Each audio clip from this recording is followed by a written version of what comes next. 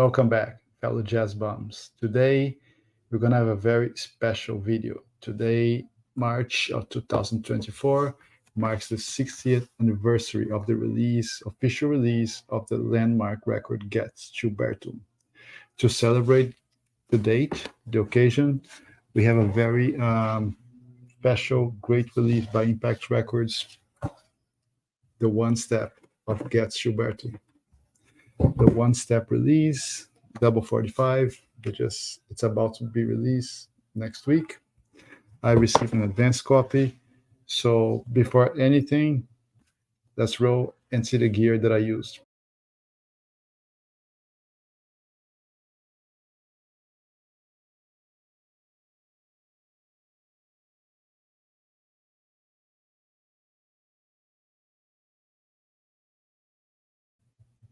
Great. Now, first disclaimer. When I heard about the release of the record, I saw them at Expona AB from Impex and Nick Getz, his son. They went to Expona, they exposed, talked about the project. It was a nice talk there, and I reached out because I wanted to listen to it before it came to the market, if possible.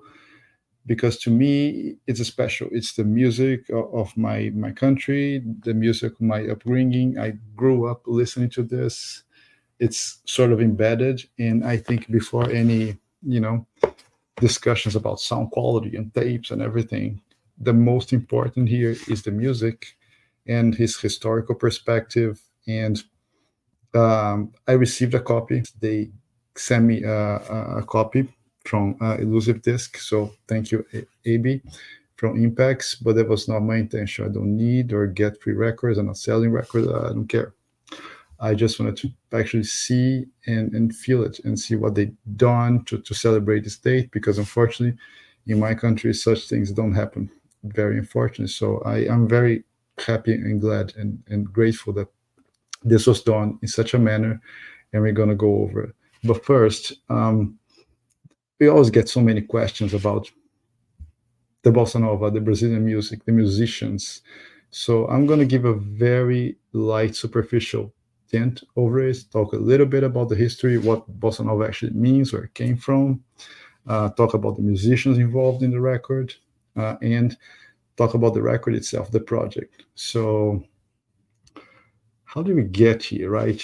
Brazil is although being very close to America, sometimes feels like South and Central America not so well known, musically, culturally, everything. So Brazil was a colony of Portugal, not Spain, so we don't speak Spanish, of course. In the 19th century, the court fled Portugal and actually came to Brazil. So for a couple of years, Brazil was the center of the Portuguese empire, quote unquote, back then. And that brought a lot of interchange between the enslaved, the locals, the indigenous, and the Europeans that came. There was a big mix in the culture. So about 100 years later, in the early 20th century, samba starts. Was type of music that evolved. It started among the black people, right? But it became very sophisticated back then. And it was always about the hardships, the difficulties in life, the African religion, a little bit of everything. And from the start, we had great players like Pixinguinha, one of the greatest sax players in Brazil of all time. He toured Europe in 23, 24. They get some interchange with American jazz musicians, European jazz musicians that is brought here, incorporated. So samba gets even more refined in a sense, very delicate. Then samba schools start when you see all the soul parades in Brazil Carnival that started by then, sort of. In the 30s, 40s, there's a change. We get into a dictatorship, more like towards like a middle class, kind of washed out kind of thing. And there's a big push from the government for like a style that's called the samba canção, which is more focused on small groups, singers talking about the greatness of the country, like very typical from dictatorships. How everything is great, how everything is wonderful, how strong we are. And and that gives origin to like big singers with big voices. Carmen Miranda comes to the States, right? So, and it's a song, it's a type of music that's very focused on landscapes and nature. It's a mix of pride and shame. Celebrated composers, not a very traditional sing. In the early 50s, Brazil goes to a little sort of depression, quote unquote, more like on the psychological side. Carmen Miranda dies. We have a president that kills himself. It's right after the war. And so things are not doing very well. In the second half of the 50s, there was a big economic boom. The capital was going to move from Rio to Brasilia, where actually the capital is now. So this like this euphoria about the country being modernized, sophisticated, and in that environment, in the late 50s, you have the release of Orfeu Negro, the great soundtrack to. They win the Cannes Festival. So that's like the first spark. But then in 59, Elisete Cardoso records Jobim and Chega de Saudade. And that kind of became like the initial spark. Like that's considered like the first landmark of Bossa Nova, which is marked by a more refined, gentle, soft.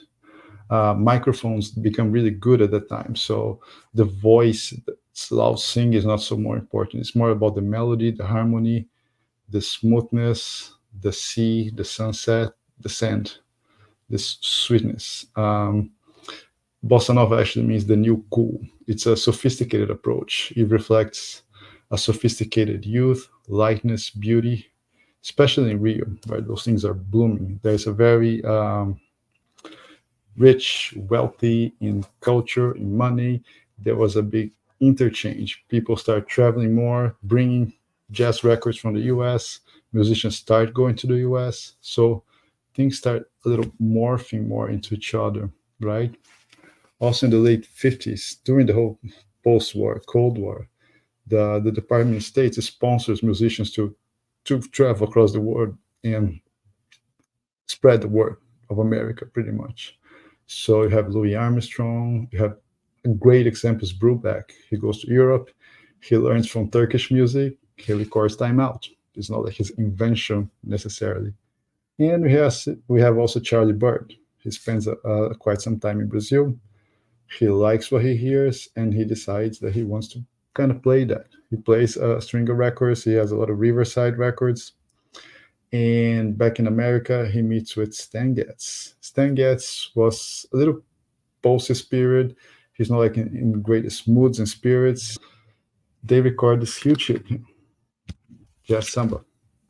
It's all Brazilian compositions with, however, with American musicians. The record becomes a big hit they were not expecting, and things just kind of go really well from there.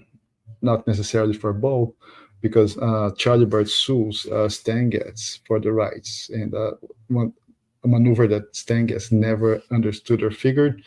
But they break up. But Stan likes what they did. He wants to pursue. He wants to keep going on that.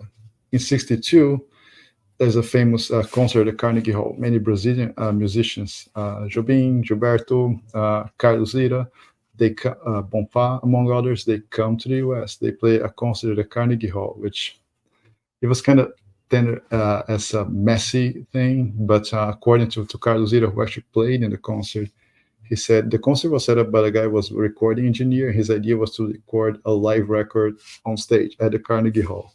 So there was microphones everywhere. Things were messy, and he was just inviting people to stop by and play and try to record as much as we could. So it was really kind of tumultuous sort of event, but it produced the start of this whole mixture, this whole melange that happened a couple of years later and subsequently, which we're going to talk about now.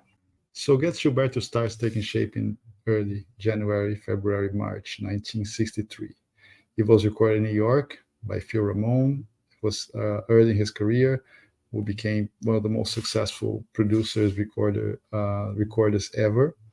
The original bass player on the session was Sebastião Neto. He was not credited because he signed with another label after before the record was released, and he was recording some takes by Tommy Williams, who was playing with Stan Getz band at the time. So, just as a background, the musicians involved, one of the most important musicians of all time in Brazil and in the world, one of the greatest composers, Antonio Carlos Jobim. He plays piano in the session.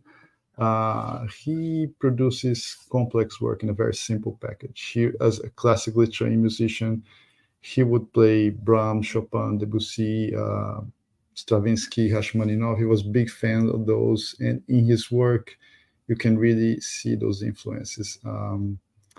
And for him, it was not a matter of conveying a message, but he built an entire musical landscape. Most of his songs are instrumental. Lyrics are added later by him or by others. Most of the lyrics that we know here in English, they were just adaptations. They were not literal translations most of the times, just to match the harmonics, the form. Um, but the level, his composition, the reach of what he did, his work is just it's hard to measure. It's really hard to measure. It's very universal type of music. So his genius comes from turning complex work into simple and recognizable melodies, completely in sync with his classical composers. And one of the biggest examples is the melodic structures of songs like Chovendo na Roseira, which he recorded many times, and the most famous version is in the Elise Tom album from 1974.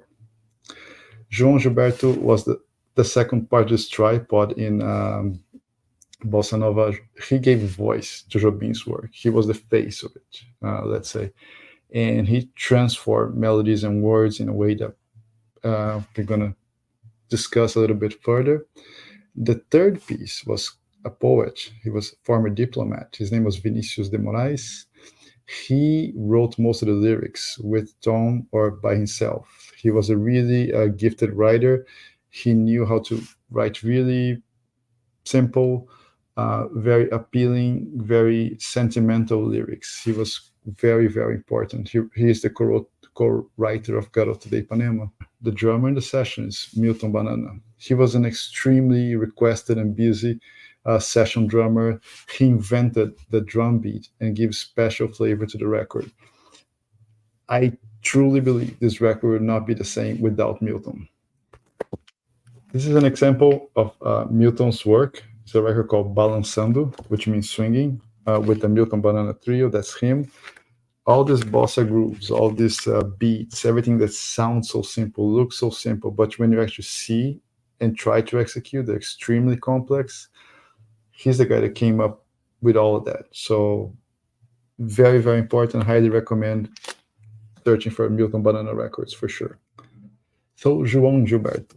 Who is João? Where he came from? What did he do that was so special? So João came from the northern state of Bahia, and he met Tom and he started recording some of his songs.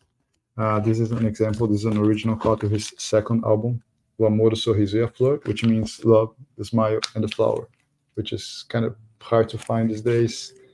Odeon, super heavy. Most important, he believed the way he played. It was the most important part. So he would always place his chords with four notes. He never changed that. And he would add some emphasis, some strength on his index finger when he pulled on the strings. So that way he kind of balances the shine, the louder high notes from the lower fingers. So by doing that, every chord he was playing was very balanced, was very smooth, very unique. That's how he could sort of match the drum sound. He would play what they call the block chords. So, and he was a master in abstracting the chords from the natural rhythm, the natural flow of the song. He would play blocks of chords in very regular way, in syncope, as if the song is suspended. Whatever he's singing is over this bed of chords. They are a perfect match, but they don't match in a sense. It's actually he was floating. His words are floating over the rhythm. So especially live, he would do that, and he would speed up or slow down what he was singing, and the chords still go in the same way. They never change, like a pulse beating. And when he goes back to matching them, it drags you back in, and then everything makes sense. That's the magic of his playing. It's something that is really unmatched to these days. I think that's what gives the sweetness. He was also a master in perceiving the natural rhythms of speech. He reinforces the natural character of the spoken word that's turned into music. He changes the pronunciation of syllables. Sometimes it feels like he could be just like speaking, but he sings in a way that's so special, so particular. Um, it's just the perfect way. He extracts a really high level of expression, of intimacy, of tone from a very subtle aspect. The phonetic changes in some syllables. So by doing this, he creates this hypnotic atmosphere. The songs they become like embedded in affection, sweetness, love. They're not restricted to meaning. A word becomes a sound, becomes a feeling, a tender feeling, or an admiration feeling. It's a modern form of art those days in the late 50s. It's very modest. It's very intimate. The simplest word, they get into the deepest thoughts. And combining with the history of the country we were speaking earlier, it builds like a dream of a nation. It's a modern but beautiful and delicate type of art. The music already had a history back then. We had, as I was saying, we had the samba canção, some orchestral work. We had a lot going on, but she records and changes it. So most of his repertoire was like brand new songs, mostly Jobim. Things were happening at the same time, right? But he also re-recorded standards from the 30s and 40s. So he was recreating. It was history movement. It was being brought to a new role during current times.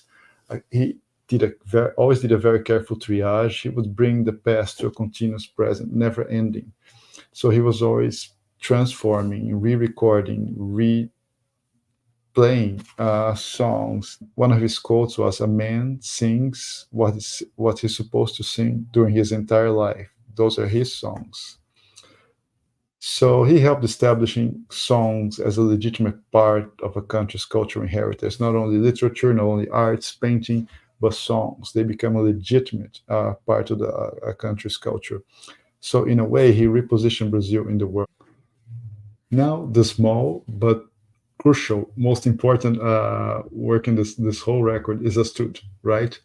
Astud was João's wife. She was not a professional singer, but she used to sing quite a lot back in Brazil with him. And while they were living together, she used to play in parties, in some smaller events. But she was proficient. She knew what to do, and and João knew her, right? So, and they lived with the Getz while planning the record. Um, João had been teaching, performing, Astud, so he knew what she was capable of, and he kind of kept under on his sleeve to the last minute of the recording. So let's see what it was about. So now, sonic comparisons are going to be to the end. I'm going to go over that, but first, let me show the package. The Impex record comes with a couple things. First, a technical note, right?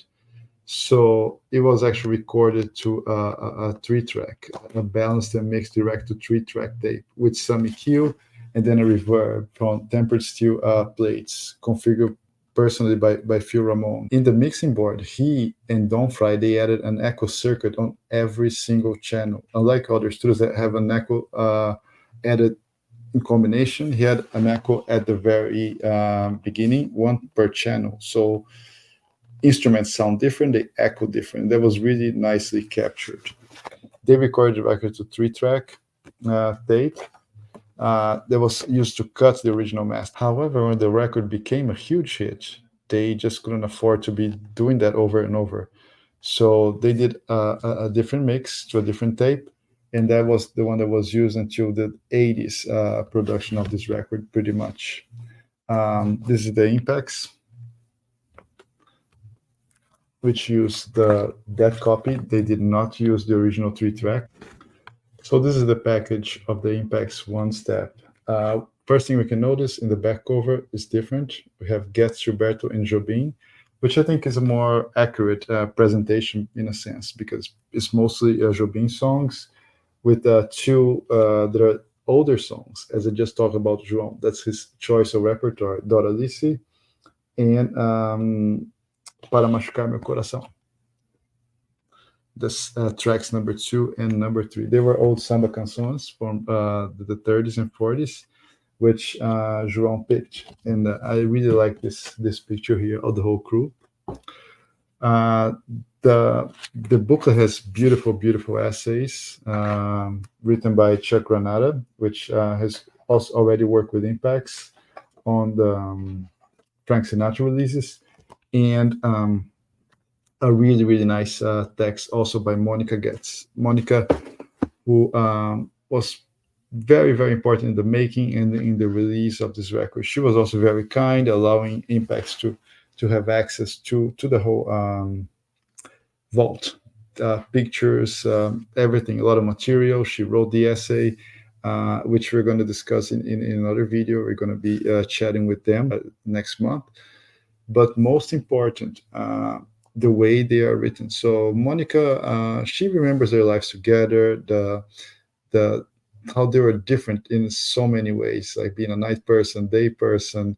She met Stan during a diplomatic scholarship. She was taken at Georgetown University. She talked about their marriage a little bit, their lives, Stan's drug problems get in the way. And then in 62, when she returns from Sweden after a break, they moved to Shadowbrook, New York. Stan was bitter with birds and he decides to do something better. And by this point, they were meeting with all those guys from the 62 Carnegie Hall, and things were just working.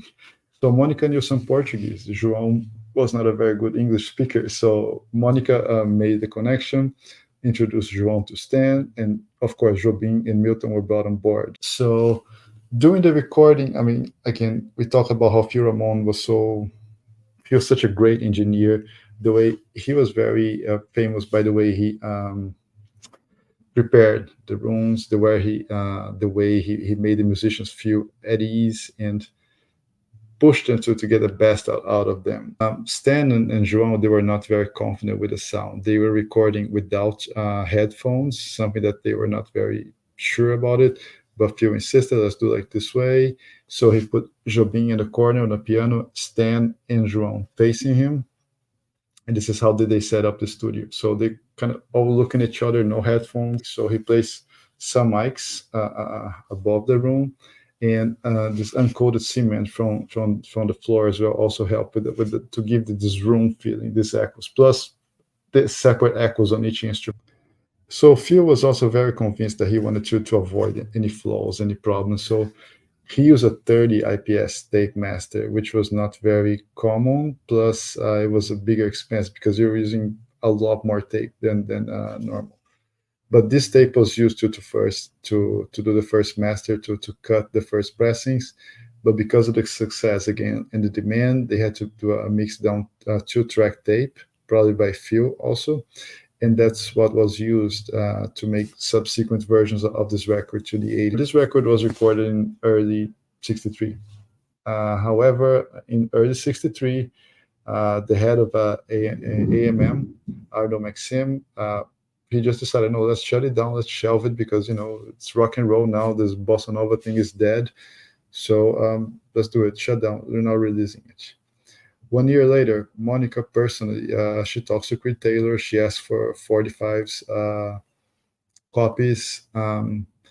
She starts calling radio stations long distance. Back in the 60s, that was a huge cost. She calls radio stations and starts sending records all over the country. And they with the mix that's in the fourth side. So and the song Explode becomes a hit. So then they decide to release a year later. That's why the record only came in March of 1964. So in that year, they win 3 Grammys. Phil Ramon as a recording engineer, Best Jazz Instrumental Individual Group, and Album of the Year. It was the first time a jazz record wins Album of the Year, right? And beats Beatles and Barbra Streisand in 1964. Which is quite a feat, quite an accomplishment, and also shows like how art can beat just whatever popular music.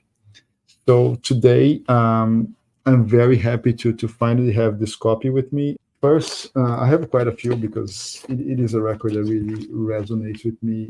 I think it's about the way I feel, the way I grew up, the way I lived. So these records, this music, um, really shows a lot and is very important and sentimental to me.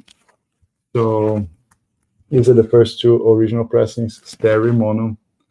The mono is not good at all. It sounds very muffled, very poor dynamically. The, if you want to get an OG, get in a stereo. The stereo sounds much better. However, still, it doesn't have the huge dynamics that would expect, separations. The instruments are a little kind of jammed and crammed together a little bit compared to versions that we have nowadays. But still, it's very enjoyable listening. If you want to get an OG, stick with the stereo for sure. We have Analog Productions releasing two versions in 33 and 45 RPM. The 33 RPM came as the acoustic sound series at the end of 2020. It's a beautiful presentation. It's a very nice rendition of the original gatefold, liner notes by Gene Lees, Stan Getz, and João Gilberto. Um, it sounds awesome. It's done by Ryan Smith. It's a great rendition of this record. This was my first like audiophile copy of this record. I was quite happy and pleased with it for a long time. I think this came earlier, but it's a 45 cut of that record, which brings to a whole different new level. They use the correct version with the channels corrected. The Impex uses the very original on the tape where they switched the channels, the voices. So this is the corrected voice position. It's beautiful. It's beautiful. It's this 45 here has so much dynamic, so much separation, clarity, imaging. It is an outstanding presentation. Now back to the Impex. It comes in a really nice texture box. Here come the records, as I said. A really thorough booklet. It's one of the best booklets I've ever read in any of those audiophile recordings out there. Really well written, carefully, very well done, thought about. Again, the technical note, right? And the records. They did not use the original Verve label. They used their own Impex from Steph. You can see here, true transparency. It is that beautiful super vinyl, whatever numbers they use to name the pressing. I mean, the vinyl compound. It is great. It came flat, came heavy, as expected. No flaws whatsoever. No thin split, no creasing, no thin corners, nothing. It's a very shiny cover, so be careful with your thumbs, with your fingers. Otherwise, you're gonna leave some fingerprints all over the place. Just be careful when handling them. My take on this record, I was really not expecting anything to get very close to Analog Productions 45. What this set here does, maybe because of the source or the way it was done, whatever Bernie Grundman did to this cut, it just feels human. Sounds like you have a band in your living room with their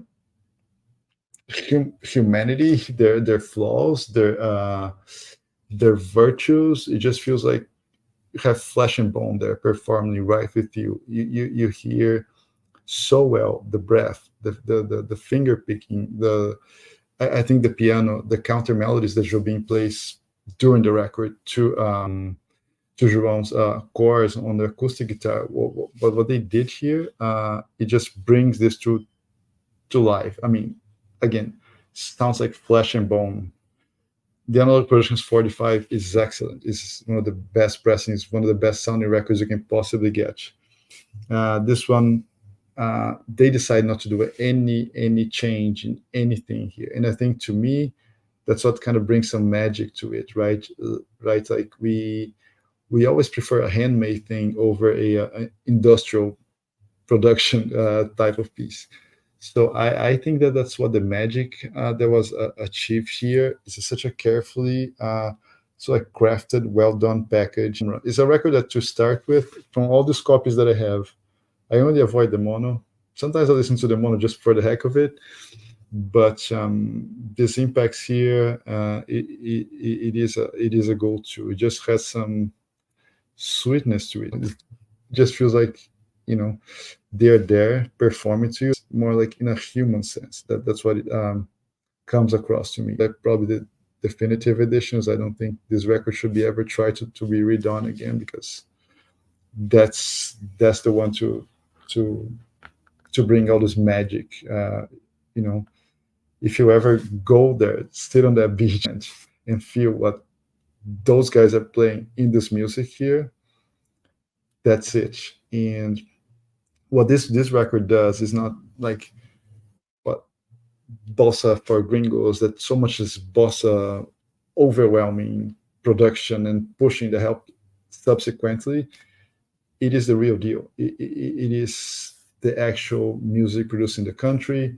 It is the actual musicianship, everything. So Stan Getz, he has this touch of his playing there, but he's not like soloing, playing like a jazz record over what they're doing. Just another part, complements. He just adds his touch, but still the Jobim songs are the centerpiece. Gilberto's singing leads the chords, leads the rhythm, and then Astro just brings it to the stratosphere. I think that's the great combination there. That's what this record is about. If you're willing to get it, I bet you will not be disappointed. If you don't, you're going to be missing, but you're going to be fine because there are other copies too. But if you really want to get like the extra and get this feeling, this human touch, I think you're going to be very pleased with the result. Plus the reading. The reading is amazing. What you're going to learn from all these people involved in the project. So really, really quite an achievement from Impex, from Getz, from everybody involved in the project. I thank you them again for sending me this copy. But if I was not thinking it was great, I would say no problem for me. But this is an accomplishment. Congrats, and we have another great copy. Thank you. Don't forget to like and subscribe.